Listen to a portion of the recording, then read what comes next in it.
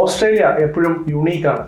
അത് game plan ആയാലും അവരുടെ എക്സിക്യൂഷൻസ് ആയാലും അതുപോലെ തന്നെ ടീം സെലക്ഷൻ ആയാലും അവരെന്താണ് മനസ്സിൽ കണ്ടിരിക്കുന്നത് എന്നുള്ളത് അവർ എക്സിക്യൂട്ട് ചെയ്ത് കഴിഞ്ഞിട്ടേ ബാക്കിയുള്ളവർക്ക് മനസ്സിലാവത്തുള്ളൂ. Australian team for Champions Trophy 2025 പറ്റി പറയുമ്പോൾ എക്സ്പീരിയൻസ്ഡ് പ്ലേയേഴ്സിന്റെയും അതുപോലെ തന്നെ യങ് പ്ലേയേഴ്സിന്റെയും ഒരു പെർഫെക്റ്റ് മിക്സർ ആണെന്നാണ് എനിക്ക് തോന്നുന്നത്. പരിക്കിന്റെ റൂമേഴ്സ് എയറിലുണ്ടെന്നുണ്ടെങ്കിലും ഓസ്ട്രേലിയ മിക്കവാറും നയിക്കുന്നത് പാറ്റ് കമ്മിൻസ് തന്നെയായിരിക്കും.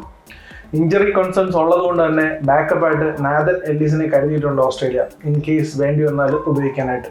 കമ്മിൻസിന്റെ പരിക്ക് തലവേദനയായിട്ട് വന്നു കഴിഞ്ഞാൽ പകരം ഓസ്ട്രേലിയ നയിക്കുന്നത് സ്റ്റീവ് സ്മിത്ത് ആയിരിക്കും. സ്റ്റീവ് സ്മിത്ത് കമ്മിൻസിനെ പോലെ തന്നെ മികച്ചൊരു ക്യാപ്റ്റൻ തന്നെയാണെന്നാണ് എൻ്റെ അഭിപ്രായം. അതുകൊണ്ട് തന്നെ ക്യാപ്റ്റൻസിയിൽ കമ്മിൻസിന്റെ ആ ഒരു വിടവ് അധികം ഓസ്ട്രേലിയയെ ബാധിക്കില്ല. പക്ഷേ കമ്മിൻസിനെ പോലെ തല ഉപയോഗിച്ചിറങ്ങുന്ന ഒരു ബ്രില്യൻ്റ് ആയിട്ടൊരു ബോളറിനെയും അതുപോലെ തന്നെ എപ്പോഴും ഹാൻഡി ആയിട്ടുള്ള ക്രൂഷ്യൽ സിറ്റുവേഷൻസിലെല്ലാം റൺ കണ്ടെത്തി രക്ഷകനാവുന്ന ഒരു ലോവർ ആൻഡ് ബാറ്റ്സ്മാനെയും ഓസ്ട്രേലിയക്ക് റീപ്ലേസ് ചെയ്യാനായിട്ട് നാഥൻ എല്ലിസിനെ കൊണ്ട് പറ്റുമെന്ന് എനിക്ക് തോന്നുന്നില്ല.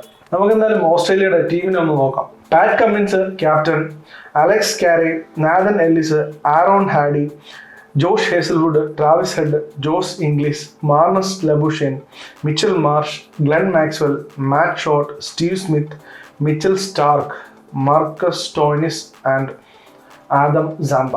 ഇതിൽ എൻ്റെ ഒരു പ്രതീക്ഷ വെച്ചിട്ട് Travis Head and Matt Short will open the innings, followed by Marnus Labuschagne, then Steve Smith, പിന്നെ ജോഷ് ഇംഗ്ലീഷ്, അത് കഴിഞ്ഞാൽ Glenn Maxwell and Marcus Stoinis, അതായത് 1 spinning allrounder and 1 fast bowling allrounder.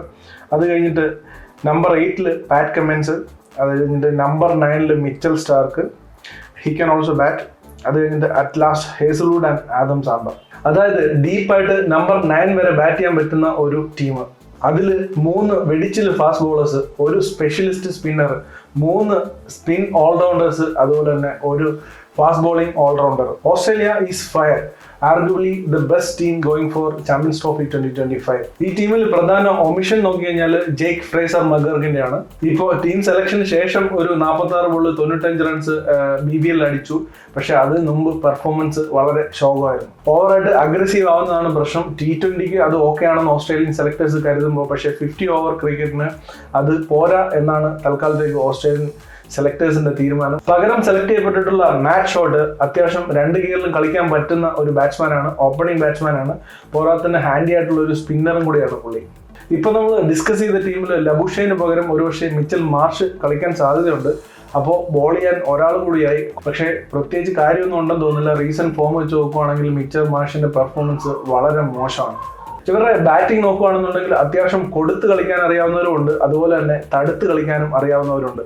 Shot, ലബുഷേൻ, Smith ഒക്കെ anchor ചെയ്ത് കളിക്കാൻ പറ്റുന്ന ബാറ്റ്സ്മാൻമാരാണ്. Innings മുന്നോട്ട് കൊണ്ടുപോകാൻ പറ്റുന്ന ബാറ്റ്സ്മാൻമാരാണ്. അതുപോലെ തന്നെ Head, Josh Inglis, Maxwell, Stoinis എന്നിവരൊക്കെ അത്യാവശ്യം നന്നായിട്ട് അറ്റാക്ക് ചെയ്യുന്ന ബാറ്റ്സ്മാൻമാരാണ്. സ്റ്റോയിനിസിനെ പോലുള്ള ബാറ്റ്സ്മാൻമാരൊക്കെ ഒരു ടീമൊക്കെ ഒരു തകർച്ചയിലേക്ക് വന്നു കഴിഞ്ഞാൽ അവിടുന്ന് ഒരു എൻഡ് കീപ്പ് ചെയ്ത് നല്ലൊരു ടോട്ടലിലേക്ക് എത്തിക്കാനോ അല്ലെങ്കിൽ ടീമിനെ വിൻ ചെയ്യിപ്പിക്കാനൊക്കെ നല്ല ടെമ്പറമെന്റ് ഉള്ള ബാറ്റ്സ്മാൻമാരാണ് മാക്സ്വെൽ ആയാലും സ്റ്റോയിനിസ് ആയാലും ഒക്കെ. അതുകൊണ്ട് തന്നെ ഇവരുടെ മിഡിൽ ഓർഡർ വളരെ സ്ട്രോങ് ആണ് കമ്പയർ ടു അതർ ടീംസ് എന്ന് ഞാൻ പറയുന്നത്. കാരണം ഇവരെല്ലാം ഇപ്പോൾ ഫ്രാഞ്ചൈസി ലീഗ് കളിക്കുന്ന പോലെ അല്ല. മാക്സ്വെൽ ആയാലും അല്ലെങ്കിൽ സ്റ്റോയിനിസ് ആയാലും ഓസ്ട്രേലിയക്ക് വേണ്ടി പെർഫോം ചെയ്യുമ്പോൾ അവർക്കതൊരു പ്രത്യേകതയാണ്. പ്രത്യേകിച്ചും സ്റ്റോയിനിസും മാക്സ്വെല്ലൊക്കെ ഓസ്ട്രേലിയക്ക് കളിക്കുമ്പോൾ തീയായിരിക്കും. അതുകൊണ്ട് തന്നെ ഇവരുടെ മിഡിൽ ഓർഡറിനെ ഞാൻ വളരെ ഹൈ ആയിട്ടാണ് റേറ്റ് ചെയ്യുന്നത്.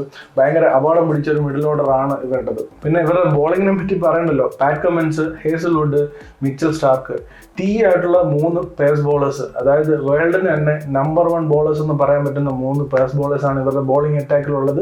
അതുപോലെ തന്നെ ഒരു സ്പെഷ്യലിസ്റ്റ്, അതുപോലെ തന്നെ ഒരു മികച്ച spinner Adam Zampa, wicket taking spinner എന്ന് തന്നെ പറയാം. അത്ര മികച്ചൊരു സ്പിന്നറാണ് ആദം സാംബ. പക്ഷേ ഇവർ ഈ ഏഷ്യൻ കണ്ടീഷൻസിൽ കളിക്കാൻ വരുമ്പോൾ ഒരു സ്പെഷ്യലിസ്റ്റ് സ്പിന്നർ മതിയോ എന്നുള്ളത് ഒരു ചോദ്യമാണ്.